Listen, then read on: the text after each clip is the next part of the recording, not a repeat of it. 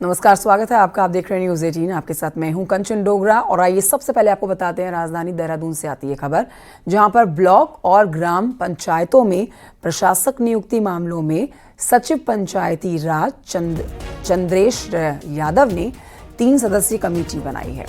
9 दिसंबर तक कमेटी पंचायती राज एक्ट तहत सभी पहलुओं की जाँच करके अपनी रिपोर्ट देगी।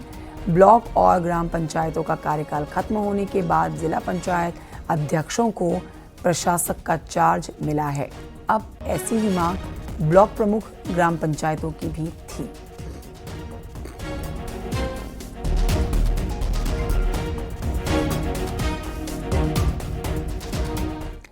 और अब आपको बताते हैं देहरादून से आती एक और बड़ी खबर, जहां पर पंचायतों में प्रशासकों के मामले को ब्लॉक प्रमुख आज सचिव पंचायती राज से मुलाकात करने वाले हैं। इस मुद्दे पर चर्चा करने के लिए ब्लॉक में प्रशासक के रूप में नामित किए जाने की मांग करेंगे।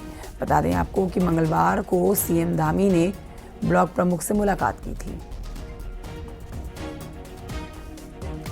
जिला पंचायत में प्रशासकों की तरह ब्लॉक प्रमुख और ग्राम प्रधान को भी प्रशासक बनाने की मांग की गई है।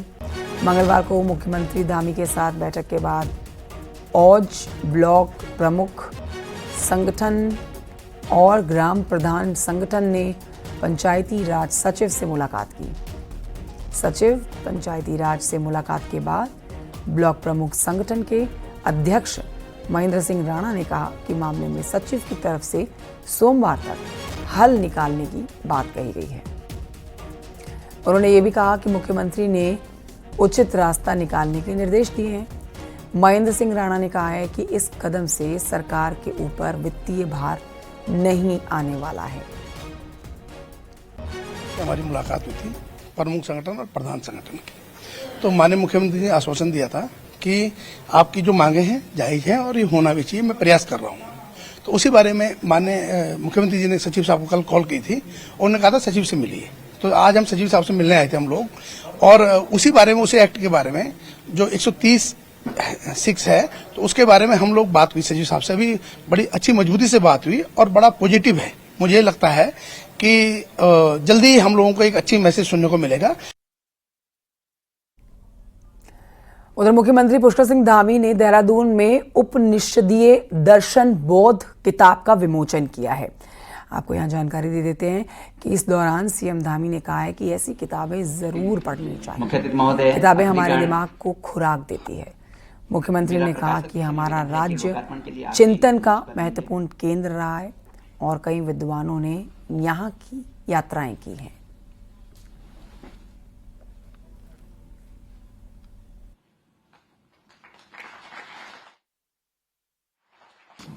देवभूमि होने के साथ साथ आध्यात्मिक चिंतन का भी एक महत्वपूर्ण केंद्र भी है। इसीलिए आदि शंकराचार्य जी, स्वामी विवेकानंद जी ने हमारे राज्य की पूरी यात्रा करी। यहाँ पर अनेक स्थान हैं, अल्मोड़ा से लेकर अनेक उनके जो ग्रंथ, वो पुस्तकें लिखी गई हैं, उसमें उसका विस्तार से उल्लेख है। हमारे सभी ऋषि मुनियों ने इस पुण्य धरा को अपनी शरण स्थली बनाया है। मेरा मानना है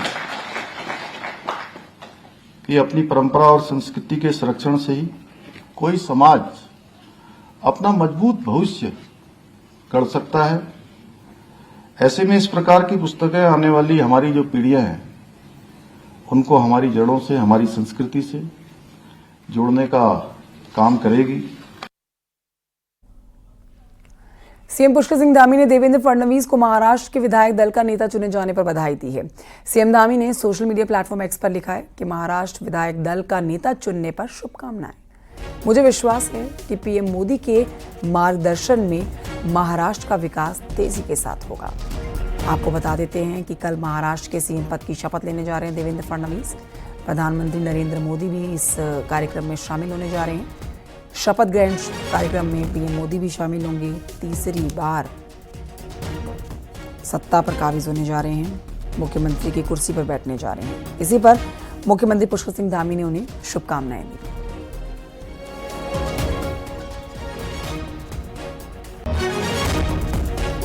और इस समय बड़ी खबर आ रही है देहरादून से, जहां पर बीजेपी मिशन 2027 में जुटी है और कांग्रेस में बड़ी सेंधमारी की तैयारी की जा रही है। जो सोर्सेज बता रहे हैं उसके मुताबिक कांग्रेस के 3 बड़े नेताओं को बीजेपी तोड़ने की कोशिश में लग गई है। मामले में बीजेपी प्रदेश अध्यक्ष महेंद्र भट्ट का कहना है कि कांग्रेस में अनुशासन नहीं होने की वजह से जनप्रतिनिधि परेशान हैं और कुछ नेता पीएम मोदी के विकास के साथ खड़े होना चाहते हैं, जिसको लेकर कांग्रेस में टूट सुनिश्चित है और जल्द परिणाम देखे जाएंगे। देखिए, कांग्रेस के अंदर जो भी कार्यकर्ता निर्वाचित जनप्रतिनिधि है वो कांग्रेस में अनुशासन में रह नहीं सकता है। और जो संकेत आ रहे हैं, न जाने अभी 2-3 महीनों के अंदर फिर अनुशासन में रहने की इच्छा से भाजपा आने में आ सकते हैं। मैं उस संकेत को मना नहीं कर सकता हूं और हमारा भी प्रयास रहता है कि जब हमने ये कहा है कि देश को मोदी जी की आवश्यकता है, देश को विकास की आवश्यकता है, तो कांग्रेस के अंदर ऐसे अनेकों जनप्रतिनिधि हैं जो विकास कर खड़ा होना चाहते हैं। उसकी शुरुआत के दरवाजे हरीश रावत जी ने कल खोल दिए। कांग्रेस बची भी कहाँ है? कांग्रेस की टूट सुनिश्चित है और अनेकों लोग संपर्क में हैं और मैं कह सकता हूं कि वो बहुत जल्द उसके परिणाम दिखाई देंगे। उत्तराखंड में होने वाले निकाय चुनाव की तैयारी बीजेपी ने तेज कर दी है। आज बीजेपी निकाय चुनाव को लेकर अपने प्रभारी घोषित करेगी, जो निकायों में चुनाव मैनेजमेंट की रणनीति तैयार करेंगे।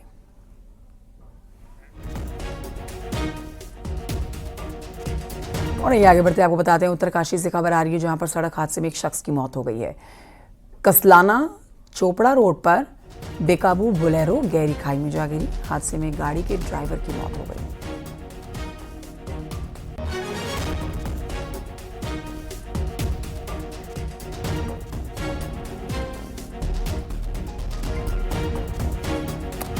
उधर रुद्रप्रयाग में भी एक सड़क हादसा हुआ है, जिसमें एक शख्स के गंभीर घायल होने की जानकारी मिल रही है।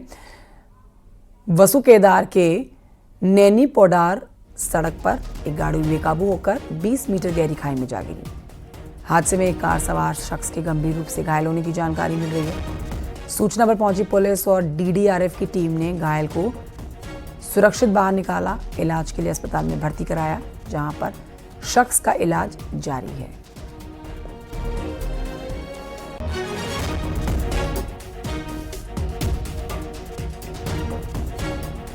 उधर ऋषिकेश में अतिक्रमण के खिलाफ एक्शन हुआ है। नगर निगम की टीम ने रोड पर अतिक्रमण हटाओ अभियान चलाया। अभियान के दौरान टीम ने खोखे और कुछ दुकानों के फेंके सामान को हटाया। ये फेंका सामान फैला हुआ था, उसको हटाया गया। निगम की ओर से हुई कार्रवाई से स्थानीय दुकानदारों में हड़कंप मच गया। दुकान अपने सामानों को समेटते हुए दुकानदार नजर आए। विभागीय टीम ने बताया कि इस तरह की कार्रवाई आगे भी जारी रहने वाली है।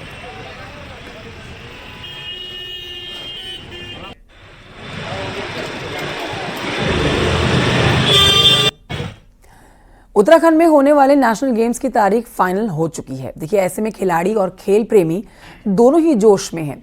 मैदान में जोर आजमाइश करने लगे हैं खिलाड़ी।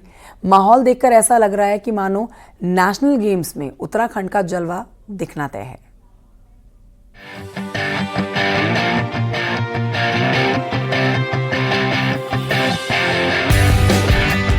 हल्द्वानी फुटबॉल प्रीमियर लीग में एक दूसरे से बॉल छीनने की जोर आजमाइश करते ये खिलाड़ी असल में नेशनल गेम्स पर निशाना साधना चाहते हैं। 28 जनवरी से शुरू हो रहे नेशनल गेम्स इनके लिए एक बड़ा मौका साबित होने वाला है, क्योंकि उत्साह बढ़ाने वाले दर्शक भी अपने हैं और ग्राउंड भी अपना है। इसलिए खेल से जुड़े लोगों ने अभी से खिलाड़ियों में जोश भरना शुरू कर दिया है।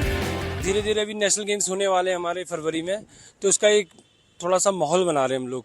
खेल के प्रति लोग थोड़ा जुड़ाव रहे और थोड़ा बच्चे नशे की तरफ भी थोड़ा दूर रहे, इसलिए खेल का एक माहौल हम लोग इस तरह से तैयार कर रहे हैं। गेम्स के लिए भी जो उत्तराखंड की टीम बनेगी और इस बार जो उत्तराखंड होस्ट कर रहा है नेशनल गेम को 38 नेशनल गेम को, तो उसके लिए ट्रायल भी होंगे फुटबॉल गेम के लिए। तो ये सब को देखते हुए हमने एक प्रीमियर लीग कराई है हल्द्वानी के, जिससे हमको अच्छे लड़के मिल सके। राज्य के खिलाड़ियों का जोश देखकर उत्तराखंड ओलंपिक संघ भी नेशनल गेम्स बेहतर हो इसकी पूरी कोशिश में लगा हुआ है और उनका दावा है कि ये गेम्स ऐतिहासिक होंगे। ऐतिहासिक होने जा रही है और बहुत अच्छे खेल उत्तराखंड में होने जा रहे हैं और बहुत सुंदर, क्योंकि माननीय मुख्यमंत्री जी स्पेशली इसमें जो है बहुत बढ़ चढ़ के जो है भाग लेने का काम कर रहे हैं। उनके निर्देश है कि आप ये खेल को बहुत अच्छा करवाओ, तो हम लोग लगे हैं कि इसको बहुत अच्छा करवाएं। जाहिर है नेशनल गेम्स के लिए एक तरफ मैदान तैयार हो रहे हैं तो दूसरी तरफ खिलाड़ी। ऐसे में उत्तराखंड के खिलाड़ियों के पास भी 36 खेलों में अपना दमखम दिखाने का एक सुनहरा मौका है, जिसे खिलाड़ी गंवाना नहीं चाहते। हल्द्वानी से न्यूज़ 18 के लिए शैलेंद्र नेगी की रिपोर्ट। 28 जनवरी से होने वाले नेशनल गेम्स के लिए खिलाड़ियों के चयन की प्रक्रिया भी शुरू हो गई है। प्रदेश के खेल एसोसिएशनों ने खिलाड़ियों के लिए कैंप्स लगाए हैं। कैंप में अच्छा प्रदर्शन करने वाले खिलाड़ियों को गेम्स में मौका मिलेगा। जिन जगहों पर नेशनल गेम्स होने हैं, लगभग 19 जिलों में खिलाड़ियों के कैंप खेल विभाग के द्वारा लगाए जा रहे हैं, जिससे खिलाड़ियों का प्रदर्शन भी अच्छा रहे और प्रदेश को राष्ट्रीय खेलों में ज्यादा मेडल मिल सकें। कैंप जो लग रहा है, जैसे रांची में हमारा है, बॉक्सिंग का हमारा मुंशियारी में कैंप लग रहा है, इस तरह से हमारे तमाम छोटे शहरों में भी कैंप्स लग रहे हैं, जिससे कि हम वहां भी एक ग्रोथ दे सके, वहां भी हम टूरिज्म को बढ़ावा दे सके। प्रदेश से कितने खिलाड़ी इसमें अभी तक हमारे जो टोटल कैंप्स के लगे हैं उसमें हम करीब 1500 खिलाड़ियों का हम चिन्हीकरण कर चुके हैं और हमें पूरी उम्मीद है कि हम करीब 2,500-3,000 की संख्या तक पहुंचेंगे कैंप्स के लिए, और उसके बाद अन्य भी इसमें एडिशन होता रहेगा। अल्मोड़ा में पर्यटकों की संख्या तेजी से बढ़ी है, जिसके चलते लोगों ने अपने घरों में होमस्टे बनाए हैं। लेकिन इन होमस्टे की आड़ में बड़ा गड़बड़ झाला भी सामने आ रहा है। इसी पर देखिए रिपोर्ट।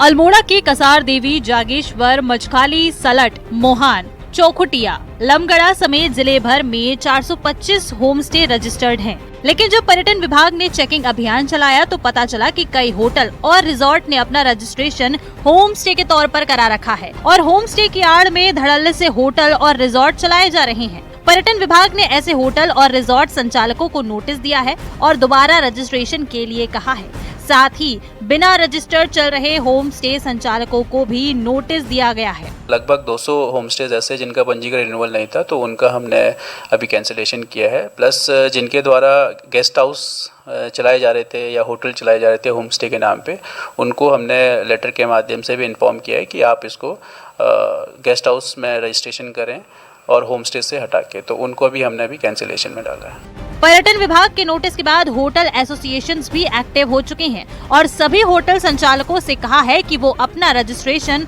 होटल के तौर पे ही कराएं, जिससे विभाग के साथ पर्यटकों को भी कोई दिक्कत ना हो। वो अपने अपने फॉर्मेट में ही रजिस्ट्रेशन कराएं, उससे उनको असुविधा नहीं होगी और हमारे जो टूरिस्ट आते हैं बाहर से उनको भी असुविधा नहीं होगी। उनको जानने में ये फायदा मिल जाएगा कि भाई ये होम स्टे है, यहाँ पे हमें ये रेट मिलेंगे, ये होटल है हमें ये रेट मिलेंगे, रिजॉर्ट है ये रेट मिलेंगे। तो मैं सभी से अपील कर रहा हूँ कि सभी लोग अपने अपने फॉर्मेट में रजिस्ट्रेशन करवाएं। दरअसल होम स्टे पर सरकार कई तरह की छूट देती है, साथ ही कई सुविधाएं भी दी जाती हैं। इन्हीं का फायदा होटल और रिजॉर्ट के मालिक भी उठाने लगे और अपने होटल और रिजॉर्ट को होम स्टे में दिखा दिया। अब ऐसे में इन पर कड़ी कार्रवाई के साथ जुर्माना भी वसूल करना चाहिए, ताकि भविष्य में ऐसी हरकत दोबारा ना की जा सके। न्यूज़ 18 के लिए अल्मोड़ा से किशन जोशी की रिपोर्ट। उधर उत्तराखंड के पहाड़ों में जंगली जानवर आतंक का दूसरा नाम बन चुके हैं। हालात अब ये हो गए हैं कि अब सियासी गलियारों में भी इन पर सुगबुगाहट तेज हो गई है। बीजेपी के एक विधायक ने तो इस मसले पर विधानसभा का एक दिन का विशेष सत्र बुलाने तक की मांग कर डाली है। और ऐसा नहीं हुआ तो उनकी तरफ से कहा गया कि विधानसभा की कार्रवाई से दूर रहने का भी वो ऐलान कर सकते हैं। देखिए इस पर रिपोर्ट।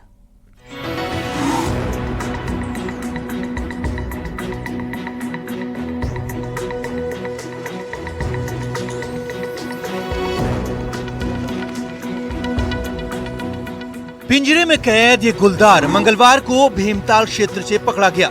25 नवंबर को इस गुलदार ने एक महिला को मार डाला था। 27 नवंबर को टिहरी में एक नरभक्षी गुलदार को शूट कर दिया गया था। 3 बच्चों की जान लेने वाला ये गुलदार 4 महीने से दहशत की वजह बना हुआ था। रुद्रप्रयाग के जखोली ब्लॉक में भी गुलदार की दहशत बनी हुई है। ये महज हफ्ते भर की घटनाएं हैं। यहाँ हर दिन कहीं ना कहीं जंगली जानवरों के हमले की खबरें आती रहती हैं। लैंसडौन से बीजेपी विधायक दिलीप रावत इससे खासे परेशान है। दिलीप रावत का कहना है कि जंगली जानवरों के हमलों को रोकने के लिए प्रभावी कदम उठाए जाने चाहिए। उन्होंने सरकार से इस पर चर्चा के लिए विधानसभा का 1 दिन का विशेष सत्र बुलाने की मांग की है। हमारे लोग आतंकित हैं, गांव छोड़ छोड़ के जा रहे हैं, इसलिए ये बहुत बड़ी समस्या है। और दूसरी तरफ जो हमारे विकास कार्य हैं वो वन अधिनियम के कारण अवरुद्ध पड़े हैं। तो इन्हीं मुद्दों के लेकर मैंने कई बार संज्ञान लिया है और माननीय मुख्यमंत्री मुझे आश्वस्त किया है कि मैं सत्र चलाऊंगा। तो मेरा उनसे यह है कि भाई अगर आप सत्र चलाएंगे तो आपका बहुत बड़ा योगदान इस प्रदेश के लिए होगा, और अगर नहीं चला पाओगे, कोई समस्या होगी, तो मैं असमर्थ रहूंगा सदन में जाने में। दिलीप रावत जिस लैंसडौन विधानसभा क्षेत्र से चुनकर आए हैं उसकी सीमा कॉर्बेट टाइगर रिजर्व से लगती हुई है। पिछले साल यहाँ के नैनीडांडा में बाघ ने 3 लोगों को मार डाला था। तब वन विभाग ने 3 बाघ पकड़े भी थे, लेकिन कुछ वक्त की शांति के बाद इस इलाके में अब चौथा बाघ दिखाई देने से लोग दहशत में हैं। संसदीय कार्य मंत्री प्रेमचंद अग्रवाल का कहना है कि सत्र बुलाना अपनी जगह है, लेकिन ये बात भी सच है कि इस समस्या का समाधान होना ही चाहिए।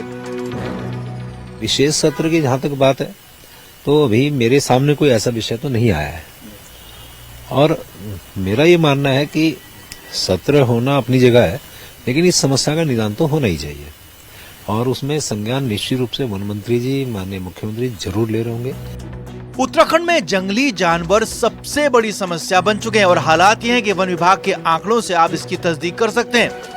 वन विभाग का ऑफिशियल डेटा कहता है कि पिछले 24 सालों में जंगली जानवरों के हमलों में 1200 से ज्यादा लोगों की मौत हो चुकी है, जबकि 6000 लोग घायल हुए हैं। यही कारण है कि अब सियासी गलियारों में भी इसकी गूंज सुनाई देने लगी है। देहरादून से न्यूज़ 18 के लिए सुनील नवप्रभात की रिपोर्ट।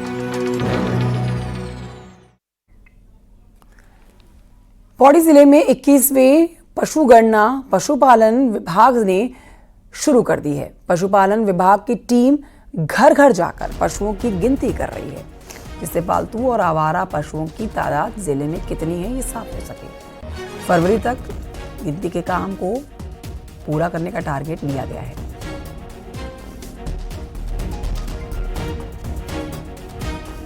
पशु चिकित्सा अधिकारी और सुपरवाइजर्स हैं, तो घर घर जाकर हमारे पशुधन में, जिसमें गोवंश, उसके बाद चाहे पिगरी या फिर आपकी पोल्ट्री या हमारे छोटे भेड़ बकरी या डॉग एंड कैट या पालतू और निराश्रित, सभी की पशु गणना के लिए वो घर घर जा रहे हैं। देखिए, कई दशकों से संचार सेवा से मरहूम बॉर्डर के गांव अब पूरी तरह से मोबाइल नेटवर्क से जुड़ने जा रहे हैं। बीएसएनएल इसी साल के अंत तक सभी शेडो जोन में 4G सर्विस देने जा रहा है। रिपोर्ट देखिए।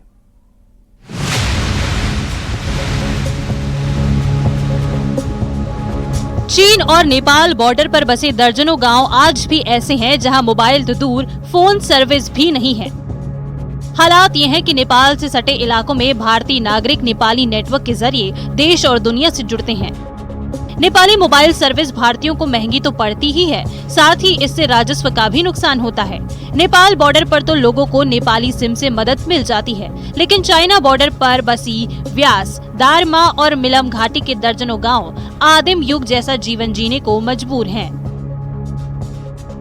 जो नेपाल का टावर है, नमस्ते का चलता है, उससे मतलब काम चला रहे हैं अपना, और यहाँ बीएसएनएल के कोई टावर नहीं है, और मतलब जिससे कि नेपाल की वजह से हमको बहुत सहायता मिल रही है। लेकिन अब बॉर्डर पर इन इलाकों के हालात पूरी तरह बदलने वाले हैं। बीएसएनएल के कुमाऊं के 4 पहाड़ी जिलों में 459 4G मोबाइल टावर खड़े कर दिए हैं। इनमें से 323 टावर कार्यदायी संस्था ने बीएसएनएल को सौंप दिए हैं। फिलहाल बीएसएनएल ने 277 टावरों में 4G सर्विस शुरू कर दी है, जबकि शेष बचे टावरों में इसी महीने के अंत तक 4G सर्विस शुरू हो जानी है। 4G सर्विस के लिए सबसे अधिक टावर चीन और नेपाल बॉर्डर पर लगाए गए हैं।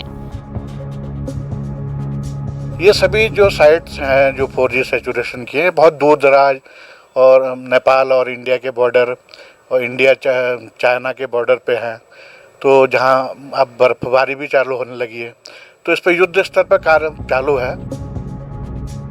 बॉर्डर इलाकों में बीएसएनएल, आईटीबीपी और एसएसबी की सभी बॉर्डर पोस्टों को मोबाइल से जोड़ने जा रहा है, जिससे देश की सुरक्षा में तैनात जवानों को भी खासी राहत मिलेगी। न्यूज़ 18 के लिए किशन जोशी के साथ विजय वर्धन उप्रेती की रिपोर्ट।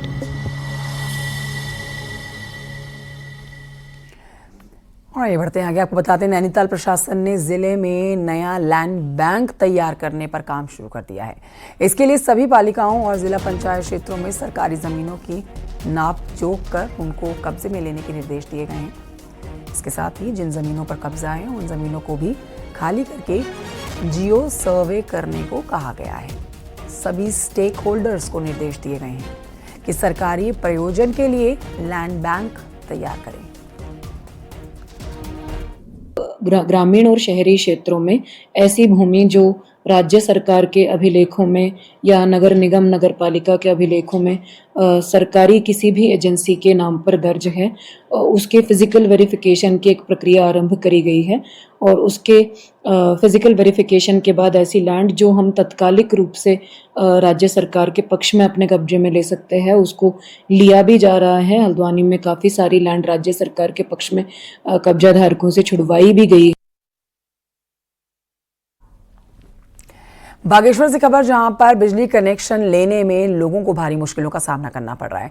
हालात ये हो गए हैं कि 1 साल से लोग बिजली कनेक्शन के लिए परेशान होते हुए नजर आ रहे हैं, लेकिन समस्या का समाधान नहीं हो पा रहा है। लोग आवेदन फॉर्म लेने से लेकर कनेक्शन के लिए विभाग के चक्कर काट रहे हैं, तो कुछ लोगों ने परेशान होकर बिजली के पोल से सीधा कनेक्शन जोड़ लिया है। वहीं विभाग का कहना है कि बिजली मीटरों की भारी किल्लत चल रही है, जिसकी वजह से दिक्कत आ रही है। यार ये 1 साल से अप्लाई कर रखा है बिजली विभाग वालों को मीटर लगाने के लिए, लाइट लगाने के लिए। दुकान में भी अंधेरा है, घर में भी अंधेरा है, मोमबत्ती जला के हम काम कर रहे हैं। अब ये बताओ कि अब ये बिजली विभाग वालों को कहाँ जाएं, आप किसके पास जाएं, हम की मीटर लगा दे, कनेक्शन लगा दे। मीटर की जितनी हमारी डिमांड है इस जिले की, उतने हमारा, क्योंकि यहाँ पे स्टोर सेंटर जो है वो अल्मोड़ा में है और उसका मेन स्टोर सेंटर हल्द्वानी में है, तो उतनी पर्याप्त मात्रा में मीटर नहीं मिल पा रहे हैं। इस बीच काफ़ी संख्या में ऐसे कनेक्शन है जिनमें कनेक्शन दिए जाने हैं और कुछ उपभोक्ताओं की शिकायतें भी हैं जिन पे खराब मीटरों के लिए चेक मीटर वगैरह हम लगाते हैं, उसके लिए भी कुछ मीटर की शॉर्टेज है।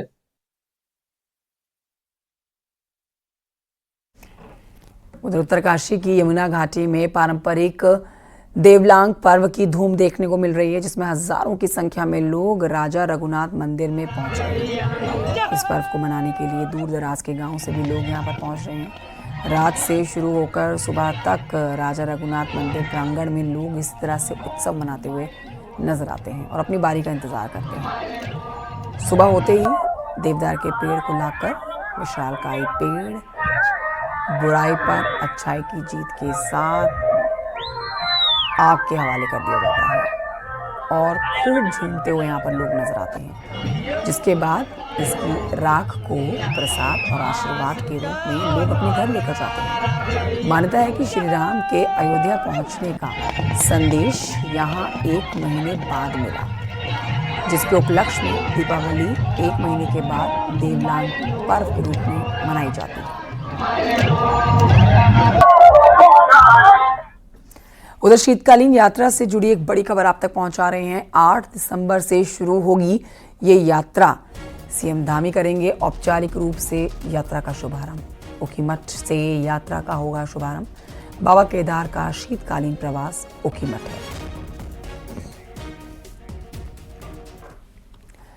और इन्हीं खबरों के साथ वक्त एक छोटे से ब्रेक का है, कहीं मत जाइए, जल्द लौट रहे हैं।